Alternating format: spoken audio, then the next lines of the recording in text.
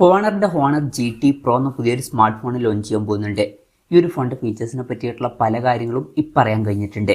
എന്തായാലും ഈ ഒരു വീഡിയോയിൽ നമ്മൾ നോക്കാൻ പോകുന്നത് ഹോണർ GT Pro എന്നുള്ള സ്മാർട്ട് ഫോണിനെ പറ്റിയിട്ടാണ്. നമ്മൾ ആദ്യം ഫീച്ചേഴ്സും കാര്യങ്ങളൊക്കെ നോക്കുകയാണെന്നുണ്ടെങ്കിൽ ഡിസ്പ്ലേയുടെ കാര്യത്തിൽ ഹോണർ GT Proയിൽ 6.78 ഇഞ്ചിന്റെ 1.5K റെസൊല്യൂഷനിൽ വരുന്ന ഡിസ്പ്ലേയും കാര്യങ്ങളൊക്കെ വരുന്നതായിരിക്കും. അപ്പം ഇതിൽ ഫുൾ HD റെസൊല്യൂഷനേക്കാളും ബെറ്റർ ആയിട്ടുള്ള റെസൊല്യൂഷൻ വരും. OLED പാനലുമായിട്ടായിരിക്കും ഈ ഒരു സ്മാർട്ട് ഫോൺ വരിക.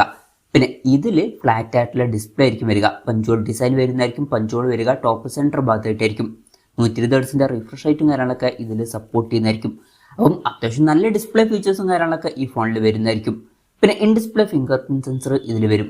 ഇനി പ്രോസസ്സറിൻ്റെ കാര്യത്തിലോട്ട് വരികയാണെന്നുണ്ടെങ്കിൽ സ്നാപ്ഡ്രാഗൺ 888 എന്നുള്ള ഫ്ലാഗ്ഷിപ്പ് പ്രോസസ്സറുമായിട്ടായിരിക്കും ഈ ഒരു സ്മാർട്ട് ഫോൺ വരിക.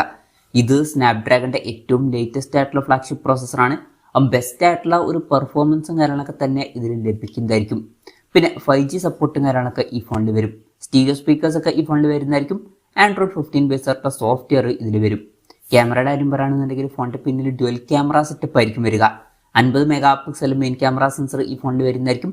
പിന്നെ 12 മെഗാ പിക്സൽ ഒരു അൾട്രാ വൈഡ് ആംഗിൾ ലെൻസും ഇതിൽ വന്നേക്കാം.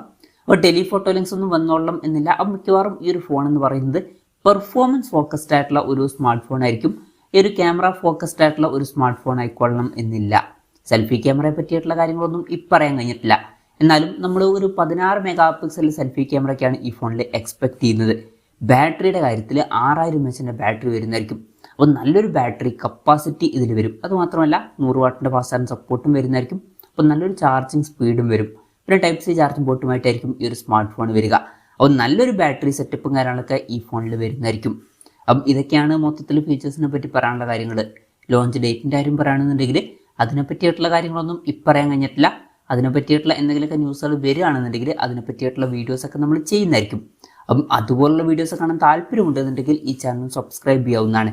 പിന്നെ വിലയുടെ കാര്യം പറയുകയാണെന്നുണ്ടെങ്കിൽ അതിനെ പറ്റിയിട്ടുള്ള കാര്യങ്ങളും പറയാൻ കഴിഞ്ഞിട്ടില്ല. എന്നാലും നമ്മുടെ ഒരു എക്സ്പെക്ടേഷൻ പറയുകയാണെന്നുണ്ടെങ്കിൽ ഇതുപോലൊരു സ്മാർട്ട് ഫോൺ ഇന്ത്യൻ മാർക്കറ്റിൽ ലോഞ്ച് ചെയ്യുകയാണെന്നുണ്ടെങ്കിൽ നമുക്ക് ഒരു 50,000-55,000 രൂപ പ്രൈസ് റേഞ്ചിലായിട്ട് എക്സ്പെക്ട് ചെയ്യാവുന്നതാണ്. പക്ഷേ ഈ ഫോൺ മിക്കവാറും ആദ്യം ചൈനീസ് മാർക്കറ്റിലായിരിക്കും ലോഞ്ച് ചെയ്യുക. ചൈനീസ് മാർക്കറ്റിൽ കുറച്ചും കൂടി നല്ലൊരു പ്രൈസിങ്ങിൽ ഈ ഫോൺ ലോഞ്ച് ചെയ്തേക്കാം. ഒരു 35,000-40,000 രൂപ പ്രൈസ് റേഞ്ചിലായിട്ട് വരെ ഈ ഫോണിൻ്റെ വില എത്തിയേക്കാം. അപ്പം സ്നാപ്ഡ്രാഗൺ 888 എന്ന പ്രോസസ്സറുമായിട്ട് വരുന്ന അത്യാവശ്യം കുറഞ്ഞ പ്രൈസ് റേഞ്ചിൽ വരുന്ന ഒരു ഫോണായിരിക്കും ഇത്. ഇനി ഇന്ത്യയിൽ ലോഞ്ച് ചെയ്യുമോ എന്നുള്ള കാര്യം ഒഫീഷ്യലായിട്ട് കൺഫേം ആയിട്ടില്ല. എന്തായാലും അതിനെ പറ്റിയിട്ടുള്ള ന്യൂസുകളൊക്കെ വരുമ്പം അതിനെ പറ്റിയിട്ടുള്ള വീഡിയോസൊക്കെ നമ്മൾ ചെയ്യുന്നതായിരിക്കും. എന്തായാലും ഹോണർ GT Pro എന്ന പുതിയൊരു ഫ്ലാഗ്ഷിപ്പ് പ്രോസസ്സറുമായിട്ട് വരുന്ന ഫോൺ ലോഞ്ച് ചെയ്യാൻ പോകുന്നുണ്ട്. ഈ ഒരു ഫോണിനെ പറ്റിയിട്ടുള്ള നിങ്ങളുടെ അഭിപ്രായം ജസ്റ്റ് ഒന്ന് കമൻറ്റ് ചെയ്യുക. അതുപോലെ തന്നെ ഈ ഒരു ഫീച്ചേഴ്സുമായിട്ട് വരുന്ന ഒരു സ്മാർട്ട് ഫോൺ നിങ്ങൾ ഇന്ത്യൻ മാർക്കറ്റിലൊക്കെ ഏത് പ്രൈസിങ്ങിലാണ് എക്സ്പെക്ട് ചെയ്യുന്നത് എന്നുള്ള കാര്യം കൂടി ജസ്റ്റ് ഒന്ന് കമൻറ്റ് ചെയ്യുക. ഇനി ലോഞ്ച് ചെയ്യുകയാണ് എന്നുണ്ടെങ്കിൽ